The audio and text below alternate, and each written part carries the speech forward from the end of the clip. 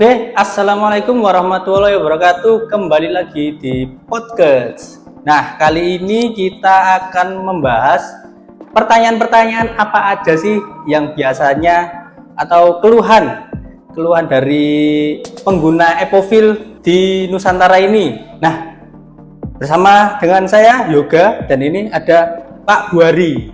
Assalamualaikum. Gimana kabarnya? Alhamdulillah. Nah, ini mau jawab pertanyaan teman-teman ya. Yang pertama adalah keluhan pada saat pengaplikasian Epovil itu terjadi trouble. Nah, itu gimana? Begini, kesalahan di lapangan itu terkadang tidak bisa kita hindari selama pertama cara penggunaan Epovil secara standar yang kurang dipahami. Salah satunya adalah contoh pencampuran yang kurang pas takarannya. Yang kedua, pengadukan yang kurang matang. Yang ketiga, pengaplikasian kepada nut, terutama ini kabel lama. Biasanya dempul-dempul lama itu masih dan diaplikasikan seperti itu, sehingga terjadi keretakan. Seperti itu, Mas. Jadi komponen A sama B-nya itu harus benar-benar merata ya, tercampur dengan merata gitu. Betul sekali. Nah, ada nggak sih trik mengaduknya itu biar tercampur rata itu gimana? Indikasinya atau tandanya itu jika ini kan ada dua warna, ya, hitam dan putih. Secara merata atau tidak bisa kita lihat hasil atau warna baru, yaitu abu-abu. Abu-abu ya. Nah, di dalam campuran misalkan ada putih dominan atau hitam dominan, itu belum tercampur. Seperti itu sebenarnya. Oke, jadi gampang banget ya. Pokoknya pencampurannya itu harus benar-benar rata dan warnanya harus homogen seperti itu. Lanjut ke pertanyaan kedua. Nah, kebanyakan pembuat kapal ini kalau sudah pakai Epovil setelah melakukan pendempulan gitu, biasanya itu ada yang kena di tangan gitu. Misalnya lengket banget. Nah, dan susah untuk dibersihkan. Nah, itu caranya gimana? Saya sering menjawab pertanyaan ini, tapi secara langsung ya. Konsumen itu telepon secara direct. Bahkan ada, nggak sebut namanya, ada sampai tangannya itu luka. Sampai luka gitu? Luka, karena dia berusaha memisahkan, mungkin karena harus makan atau sholat ya, kan harus bersih. Jadi tangannya sampai luka. Jadi yang merasa bisa komentar ya, namanya saya lupa. Jadi gini, caranya itu hilangkan Epovil yang di tangan sebelum Epovil ini kering betul. Oh, gitu. Dengan cara sediakan air di ember, bahkan sabun ya. Lalu sebelum kering betul, celup, cuci dengan sabun, itu akan hilang. Tapi kalau sudah kering ya kayak itu tadi, luka berdarah. Nah, itu misalnya kalau dihilangin pakai thinner gitu bisa nggak? Selama Epovil ini masih basah, bisa. Masih bisa ya kalau pakai thinner ya? Tapi kalau sudah kering, jangankan thinner, HCl aja yang sifatnya merusak, dia nggak akan mampu menghilangkan Epovil dari tangan. Berarti karakternya Epovil itu memang benar-benar kuat dan keras ya untuk terutama pada bagian lambung kapal itu. Betul. Diaplikasikan di situ sangat bagus ya. Oke. Jangankan pada kayu, pada tangan yang fleksibel dan berkeringat saja, dia kering cinta mati. Apalagi ke kayu, dia menyatu. Oke. Ini pertanyaan selanjutnya, mungkin di beberapa daerah teman-teman itu yang ingin mencari Epovil itu masih kesusahan, misalnya di Kalimantan atau di Sumatera gitu. Nah, itu sekarang agen Epovil itu ada di mana aja kalau di Sumatera, Kalimantan, Jawa mungkin? Pertanyaan yang sangat bagus. Jadi gini, sebenarnya kalau saya bikin tagline Epovil di mana-mana, enggak kemana-mana tapi ada di mana-mana, sebenarnya saya salah karena terbukti di beberapa tempat itu memang belum ada. Belum ada karena keterbatasan waktu dan personel kami. Akan tetapi bagi daerah yang belum ada agennya, jangan khawatir, bisa. Sekarang kan sudah ada keranjang kuning tuh. Oh, keranjang kuning di TikTok dan sosial media lainnya. Sosial media yang lain. Terus klik aja di bio, di situ ada kontak person saya. Tanyakan bagaimana cara pemesanan.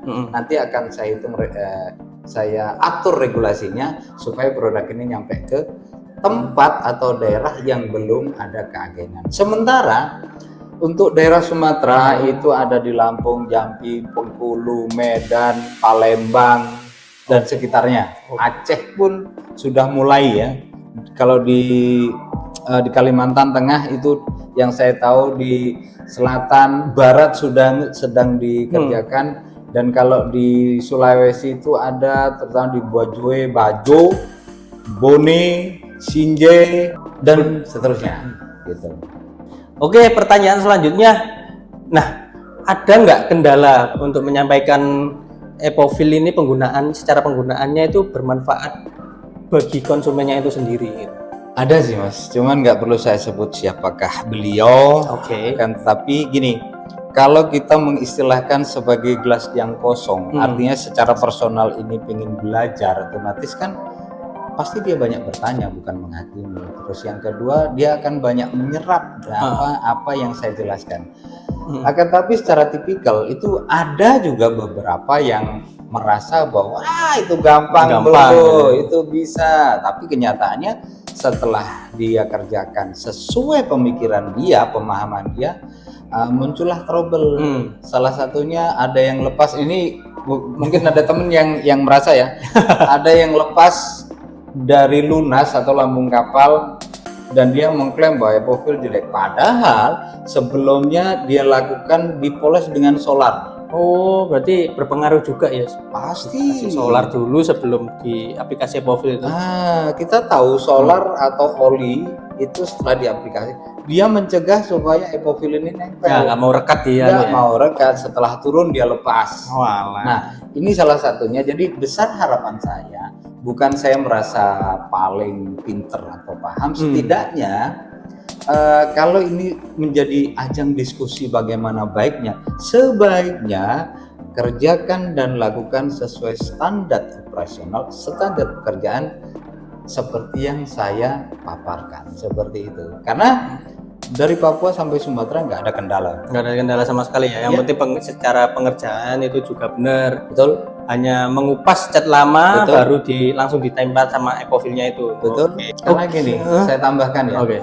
Sebagus-bagusnya kualitas produk, jika kita lakukan dengan cara yang salah, hasilnya pun nggak akan maksimal. Iya. Betul. Betul. Dari teknik pendempulan juga itu apakah juga berpengaruh pada hasil ya lambung yang di Epovil? Pasti berpengaruh. Ya. Ada yang mengusulkan, Bang, kalau saya campur thinner, bagaimana? Itu cukup saya kuas. Ada. Terus, Bang, kalau saya nggak bisa pakai scrub, tapi pakai kuas gimana? Saya katakan ada baik dan yang terbaik, gitu kan? Kenapa? Yang terbaik adalah di saat Epovil ini masuk ke pori-pori, sehingga dia menyatu, bukan hanya nempel tapi merekat. Nah, itu kalau pakai scrub, tekanan itu akan membuat Epovil masuk dan diserap oleh kayu. Sehingga menyatu. Tapi kalau dicampur thinner dan cukup dikuas, dia hanya nempel di permukaan. Gitu ya. Jadi berpotensi dan tidak akan menutup kemungkinan si Epovil ini akan lepas. Seperti itu. Oke. Mungkin ini pertanyaan terakhir dari teman-teman. Nah, docking kapal itu biasanya kan juga tergantung pasang surut air lautnya, dimana kita enak-enak lagi nge-Epovil nih, nge-Epovil lambungnya. Nah, itu belum kering, tapi waktu pasang air laut itu udah tiba, jadi setengah lambungnya itu kerendam. Nah, itu gimana? Epovil apakah bisa mengatasi hal itu? Ini pertanyaan yang sangat bagus, dan walaupun saya beberapa kali menjawab, ini ada baiknya saya jawab kembali supaya teman-teman yang ragu, yang belum tahu, dia semakin memahami. Oke. Jadi gini, Epovil itu disetting, dibuat yang gini, meskipun dia belum kering secara 100%, artinya kalau menghitung waktu setelah lewat 1 jam kerendam air, Epovil bisa melanjutkan proses pengeringannya di dalam air dan tidak mengurangi kualitas atau daya rekat, juga kekerasannya.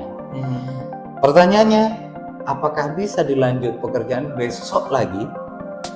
Sangat bisa. Kenapa? Karena epofil jika menempel pada epofil, dia menyatu dengan basic yang sama.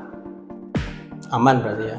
Teman-teman yang mungkin sangat menyukai top lah mas. Top mas. Iya. Top. Tenang. Nah. Jadi udah nggak usah khawatir teman-teman kalau misalnya ada lagi melakukan pendempulan di bagian lambung terus dipasang. Nah itu kalau misalnya ada yang rembes atau bocor ke dalam lambungnya itu nggak perlu khawatir karena sudah dijawab sama Bang Bory bisa. Bagus. Bisa. Oke. Dan momen-momen seperti ini sangat berguna bang, karena Mas Yoga ini mewakili customer se-Indonesia ya dengan keraguan pertanyaannya, dan saat ini saya jawab. Semoga bermanfaat. Ya. Gitu. Oke. Nah, buat Bang Bory nih, adakah pesan-pesan sebelum kita menutup video ini?